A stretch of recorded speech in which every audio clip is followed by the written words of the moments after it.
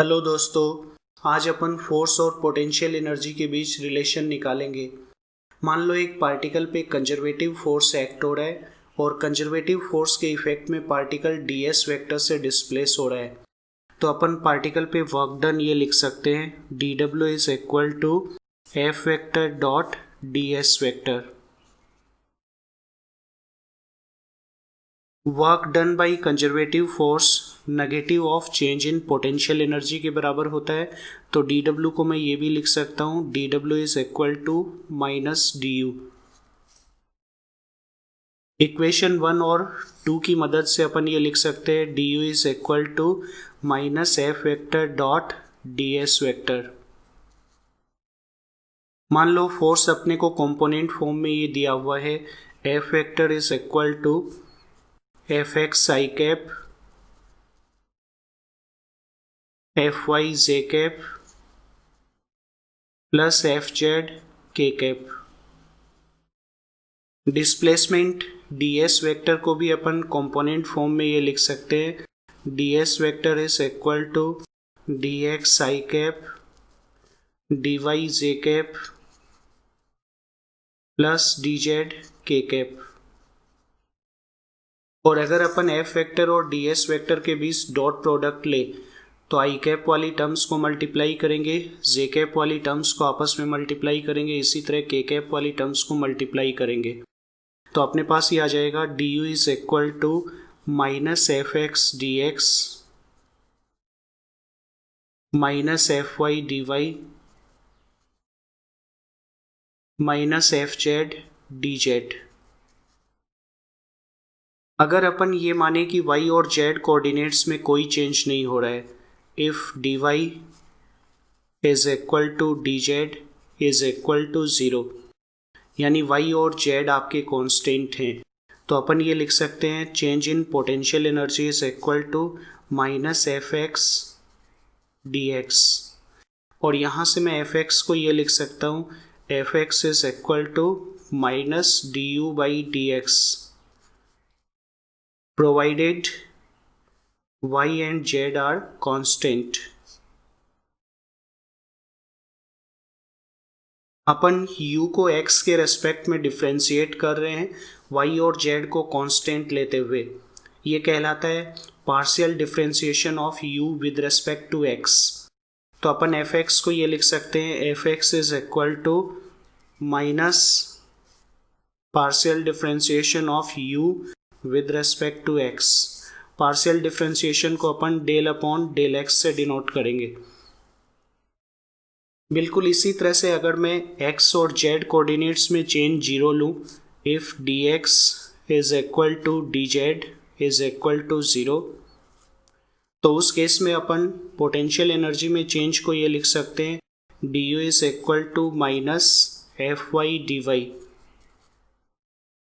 यानी F Y को अपन ये लिखेंगे F Y is equal to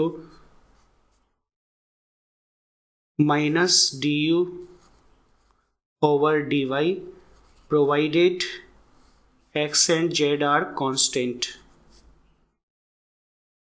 यहाँ पे अपन u को y के रेस्पेक्ट में डिफ्रेंशिएट कर रहे हैं x और z को कांस्टेंट लेते हुए, तो ये u का y के रेस्पेक्ट में पार्शियल डिफ्रेंशिएशन है।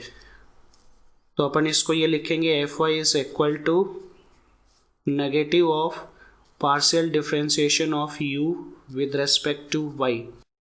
और बिल्कुल इसी तरह से अपन एफ जेड जो है उसको डिफाइन करेंगे।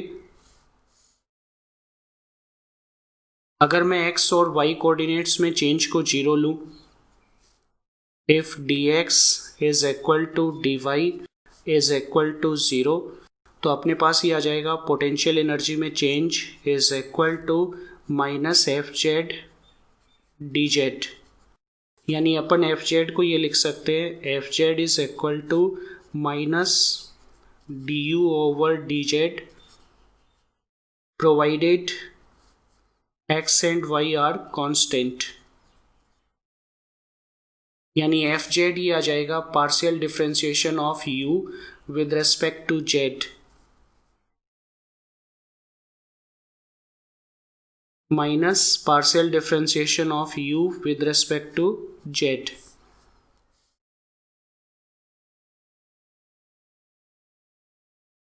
तो एफ एक्स तो हो गया minus partial differentiation of U with respect to X, F Y हो गया minus partial differentiation of U with respect to Y, F Z हो गया minus partial differentiation of U with respect to Z.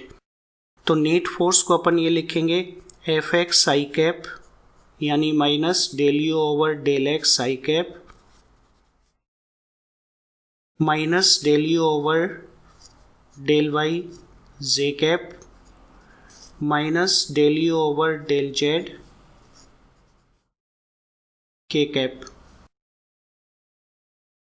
अब minus और U दोनों को अपन common ले लेते हैं तीनों टर्म्स के अंदर, तो अपने पास अंदर ये रह जाएगा del upon del X I cap plus del upon del Y J cap plus del upon del Z K cap. ये जो टर्म है आपकी ये कहलाता है डेल ऑपरेटर। इसको नेबुला सिंबल से अपन डिनोट करते हैं। तो एफ वेक्टर को मैं ये लिख सकता हूँ F vector is equal to minus del you.